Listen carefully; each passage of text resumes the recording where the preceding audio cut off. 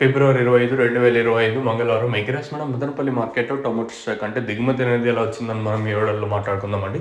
నేటితో పోల్చుకుంటే దిగుమతి తగ్గిందా లేదా పెరిగిందా వెయిట్ అని ఎవరో మాట్లాడుకుందాం. అలాగే బయట పనుల గురించి ఇంక వదిలేసేయండి, ఎందుకంటే బయట పనులు ఇంక వచ్చే ఛాన్స్ అయితే లేదు నన్ను అడిగితే.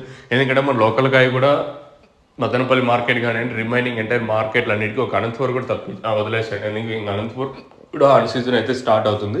సో రిమైనింగ్ మార్కెట్స్ అన్నిటికీ రోజు రోజుకి దిగుమతులు అయితే పెరుగుతూ ఉన్నాయి. మనం గమనించినట్టు మన మదనపల్లి మార్కెట్ కానివ్వండి.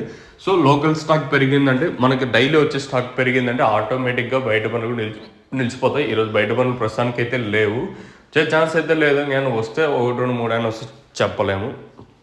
ఇంకా స్టాక్ విషయం మాట్లాడుకోవాలి.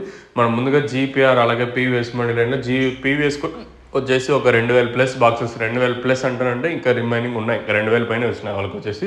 తర్వాత జీపీఆర్కి బాగానే వచ్చినా ఆ లైన్లో ఓవరాల్గా మొత్తం తీసుకున్నట్టయితే దిగుమతి అయితే పెరిగింది ఈరోజు వచ్చేసి.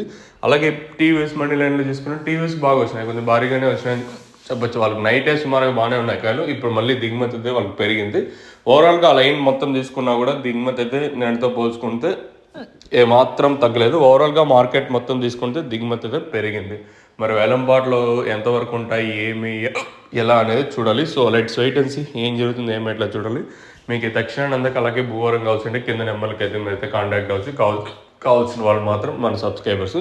మెయిన్గా తక్షణ వచ్చేసి గ్రోత్, నందుగా వచ్చేసి కాయ సైజులకి షైనింగ్కి, అలాగే భూవరం వచ్చేసి ఇది మొక్క నాటిన 7 రోజులకి యూస్ చేయాలి. ఎలా యూస్ చేయాలి కింద నెంబర్కి అయితే మీరు